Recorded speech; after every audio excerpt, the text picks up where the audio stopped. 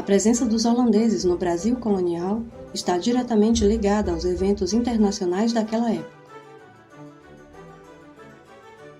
Com a morte de Dom Sebastião, que não deixa herdeiros ao trono de Portugal, inicia-se o movimento de união das coroas ibéricas, que vai de 1580 a 1640.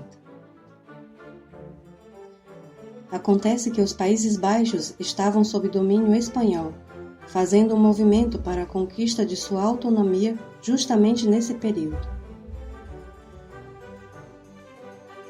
Tendo o controle sobre as colônias portuguesas, a Espanha se aproveita das relações comerciais entre Portugal e Holanda para tentar sufocar este movimento.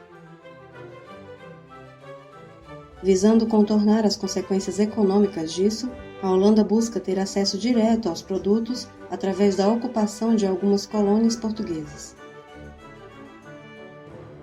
Para concentrar seus esforços neste projeto, eles criam em 1602 a Companhia das Índias Orientais e em 1621 a Companhia das Índias Ocidentais, que passam a organizar expedições às colônias portuguesas nos continentes americano e africano. No Brasil, os holandeses iniciam suas investidas pela Bahia. Eles acreditam que, ao dominar o centro administrativo da colônia, teriam facilidade em controlar os demais territórios. Assim, em 1624, eles enviaram 26 navios e 500 canhões para ocupar a cidade de Salvador. Quando chegaram, a maioria dos colonos já havia partido, mas ainda estavam lá o governador-geral Diogo de Mendonça Furtado e alguns frades e jesuítas, todos capturados e mandados para Amsterdã. Os holandeses promoveram alguns saques nos estabelecimentos e igrejas abandonadas e informaram aos moradores que ficaram que garantiriam seu direito à vida e à propriedade, passando a se referir a Salvador como terra batávica. Porém, eles acabaram ficando sitiados na capital, devido aos constantes ataques dos indígenas e dos colonos portugueses fugitivos, que se estabeleceram nos arredores e se organizaram em uma resistência. A escassez de mantimentos também passou a ser um grande problema para eles, já que havia uma dificuldade de transitar fora de Salvador. Enfraquecidos, os holandeses acabam sendo expulsos pelo exército luso-espanhol, ajudados pelo reforço vindo de Pernambuco em maio de 1625.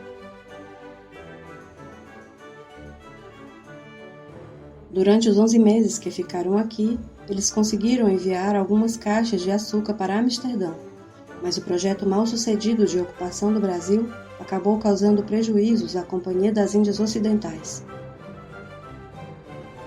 Contudo, 4 anos mais tarde, uma ousada operação de saque à frota espanhola de prata no Mar do Caribe, além de cobrir os prejuízos, reacenderam o desejo holandês pela ocupação das terras brasileiras.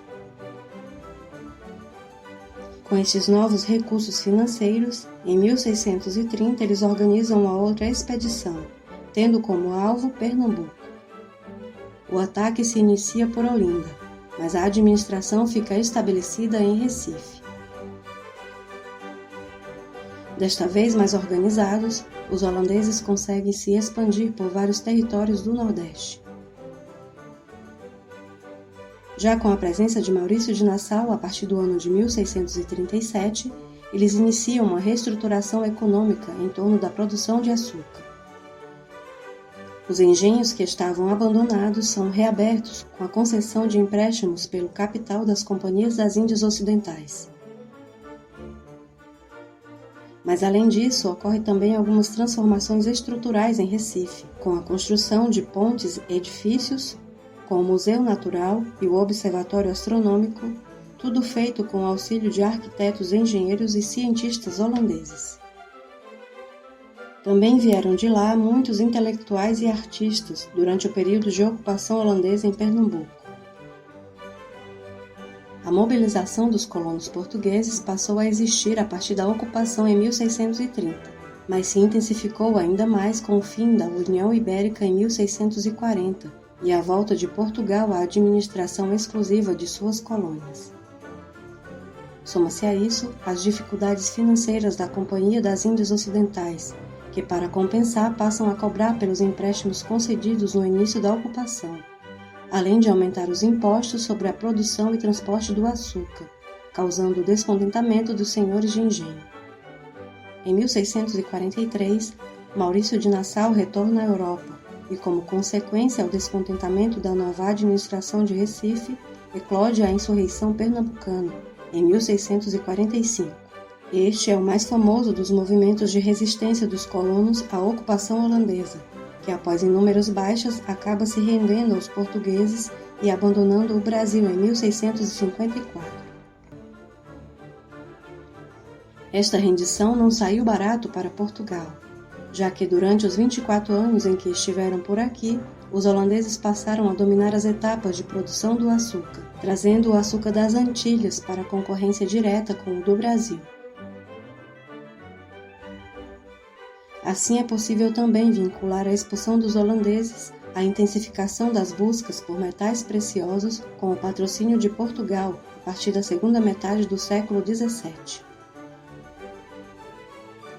Além das várias consequências econômicas, a presença holandesa no Brasil também deixou um grande legado artístico e arquitetônico, que ainda pode ser percebido nos dias atuais.